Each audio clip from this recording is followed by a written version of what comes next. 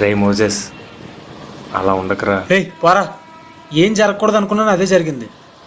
నువ్వు కంగారు పడకరా, అదేం జరగదు. ఇంకేం జరగలరా? అయిపోయింది, మొత్తం అయిపోయింది. ఛే, ఒక పక్క మమ్మల్ని చర్చ నుండి బయటికి గెంటేస్తారేమో అని మా అమ్మ భయంతో ఏడుపు. అయ్యో అయ్యో ఏంట్రా అయ్యో? అందరూ సైలెంట్గా ఉంటే పెద్ద పోటీగా నువ్వెందుకు చేయొద్దు? రే, అలాంటిది ఏం జరగదురా. నీకేం తెలుసురా? కన్ఫామ్గా నన్ను బయటికి గెంటేస్తారు. చర్చి మారడం వ్యభిచారంతో సమానమని పాస్టర్ గారు చాలాసార్లు చెప్పారు. రే, చర్చి మారడం పాపమని కానీ వ్యభిచారం అని కానీ బైబిల్ చెప్పడం లేదురా. తమ చర్చి నుండి వేరొక చర్చికి వెళ్లకుండా ఉంటారని కొందరు పాస్టర్లు అలా చెప్తారురా. అది నిజం కాదు. తమ చర్చి నుండి బయటకు పోతే వ్యభిచారం అంటారు. వేరొక చర్చి నుండి తమ చర్చికి వస్తే మాత్రం బట్టలు పెట్టి మరీ ఆహ్వానిస్తారు. వేళ్ళ కొరువులు వాళ్ళ కొరువులు ఉంటుందా? బాబు, నీ లాజిక్లకో నమస్కారం. నువ్వు ఈవినింగ్ రావద్దు. అక్కడ కూడా ఇలా మాట్లాడితే తన్ని తరిమేస్తారు. నేనే వెళ్తాను, కాళ్ళ వేళ్ళ పడి బ్రతిమలాడతాను. నిన్ను చర్చిలో ఉంచమని అడుగుతాను. ఒరే, నేను చెప్పేది వినప్పుడు మాట్లాడరా. అప్పుడు నువ్వేం చెప్పినా వింటాను. ఒక దినాన సంఘానికి జరిగిన నష్టానికి వీరందరూ దేవునికి లెక్క చెప్పుకోక తప్పదురా. ఎందుకు ఇలా జరిగింది? బాధ్యత రాయిత్యంరా. మన సంఘంలో సేవకునికి కానీ పెద్దలకు కానీ విశ్వాసులకు కానీ ఎవరికీ బాధ్యత లేదు. అందుకే ఇలా జరిగింది. అన్ని సంఘాలు ఇలా లేవురా, కానీ చాలా సంఘాలు మాత్రం ఇలానే ఉన్నాయి. సాయంత్రం వెళ్దాంరా. నీ అభిప్రాయాలన్నీ ఆయనకి చెప్పు, కానీ గౌరవంగా మాత్రం మాట్లాడరా ప్లీజ్. నాకు పాస్టర్ గారు అంటే చాలా గౌరవం, ప్రేమ ఉన్నాయిరా. కానీ ఖండించాల్సిన చోట మాత్రం ఖండించాల్సిందే. ఒకప్పుడు ఆర్సీఎం పాదల్ని ప్రొటెస్టెంట్లు వ్యతిరేకిస్తున్నప్పుడు సేవకుల్ని ఎదిరించకూడదని అందరూ ఆపేసుంటే ఈరోజు మనం మరీనా ఆరాధిస్తూ ఉండేవాళ్ళం. వాళ్ళు ఆ రోజు పోరాడారు కాబట్టే సత్యం బయటకు వచ్చింది. ఈరోజు ప్రొటెస్టెంట్స్లోని వందల కొద్ది లోపాలున్నాయి. మళ్ళీ పోరాడాల్సిన సమయం వచ్చింది. పోరాడతాను. పోరాడదాం. చెప్పు.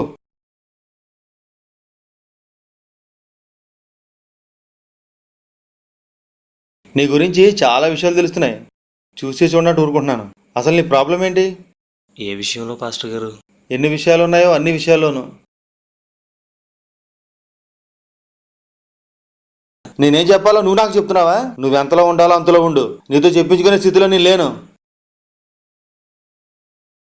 నన్ను ఇన్సల్ట్ చేసావు. పాస్టర్ గారండి, మిమ్మల్ని ఇన్సల్ట్ చేయాలని చేయట్లేదండి. మీరంటే నాకు చాలా గౌరవం అండి. చాలే కబుర్లు. అదేంటి పాస్టర్ గారు? అదంతే. దీని గురించి ఇంకెక్కువ మాట్లాడుకో. మాట్లాడకుండా ఎలా ఉండమంటారండి? దేవుడి మహిమను మనిషి దొంగిలించొచ్చా? స్టీఫెన్, నువ్వు హద్దులు దాటుతున్నావు. క్షమించండి. ప్రతి ఒక్కడికి పాస్టర్లు విమర్శించడం పెద్ద ఫ్యాషన్ అయిపోయింది. నీలాంటి వాళ్ళ వల్లరా పాస్టర్లకు సమాజంలో విలువ లేకుండా పోయింది. పోరా బయటికి. సేవకులు ఏమన్నా అంటే శాపం వచ్చిపోతావు. పాస్టర్ గారు, నేనేం తప్పు చేశానో చెప్పి నన్ను పంపించండి. ఏరా, నేను నీకు సైన్ చేసి చెప్పాలా? సంఘం నాది. పోరా బయటికి.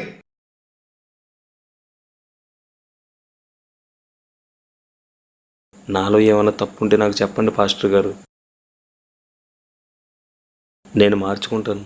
రేయ్, ఏంటో నీతో మాటలు? పో. రే మోజెస్, వీడితో తిరక్కో, మాట్లాడుకో. మాట్లాడినట్టు తెలిస్తే నువ్వు కూడా పోతావు. నన్ను ఎదిరించే వాడితే తిరుగుతున్నావు అంటే నేను ఏమనాలరా? నీకు ఇదే లాస్ట్ వార్నింగ్. ఇంకోసారి వీడితో కనిపించినా మాట్లాడినా నా చచ్చిమెట్లు కూడా ఎక్కడే మనం. పొండ్రా బయటికి. చర్చి మీద చర్చి కట్టేటప్పుడు ఇది మనదే అన్నారు. మేం కష్టపడ్డాం, కష్టార్జితాన్ని ఇచ్చాం. మీటింగ్స్ పెట్టేటప్పుడు ఈ చర్చి మనదే అన్నారు.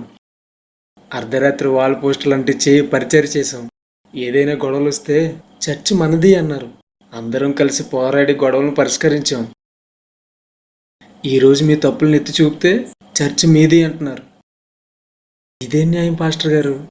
అవసరమైతే చర్చి మనది అంటున్నారు. మీ పొరపాట్లను ఎత్తి చూపితే చర్చి మాది అంటూ బయటికి గెంటేస్తున్నారు. ఏంట్రా ఎదిరిస్తున్నావు? వీడితో తిరిగి నువ్వు కూడా చెడిపోయావా? పోరా, నువ్వు కూడా పో. ఎందుకు పోవాలండి? మేమేం తప్పు చేసామో చెప్పండి. ఎవడైనా త్రాగినా, ధనాపేక్ష కలిగిన వాడిగా ఉన్నా, వ్యభిచరించినా సంఘం నుండి వెలివేయమని బైబిల్లో ఉంది. మేమేం తప్పు చేసామని పంపిస్తున్నారో చెప్పండి. త్రాగే వాళ్ళు సంఘంలో ఉన్నారు, వాళ్ళను పంపించడం లేదు. వ్యభిచరిస్తున్న వాళ్ళు ఉన్నారు, డబ్బు పిచ్చి పట్టిన వాళ్ళు ఉన్నారు, బ్రాందీ షాపులు నడుపుతూ దుర్వ్యాపారం చేస్తున్న వాళ్ళు సంఘంలో ఉన్నారు. వీళ్ళందరూ మన సంఘంలో ఉన్నారు. మీరు వాళ్ళకి బాప్తిస్మాలు ఇచ్చారు, ప్రభు బల్లలో పాలు పంపులు ఇస్తున్నారు, వాళ్ళ సంఘంలో పదవులు కలిగి ఉన్నారు. వాళ్ళని ఎందుకు పంపలేదు, మమ్మల్ని ఎందుకు పంపిస్తున్నారు చెప్పండి పాస్టర్ గారు. నీకు సంజాయిషి చెప్పవలసిన అవసరం నాకు లేదు. నీకు సంజాయిషి చెప్పవలసిన అవసరం నాకు లేదు. నేను మెడబెట్టుకుని బయటికి గంటేక ముందు మీరు ఇక్కడ నుంచి వెళ్ళిపోండి. నేను మెడబెట్టుకుని బయటికి గంటేక ముందు మీరు ఇక్కడ నుంచి వెళ్ళిపోండి. పోండ్రా పోండ్రా పోండ్రా పోండ్రా. సారీరా, ఇప్పుడు ఏం చేద్దాం?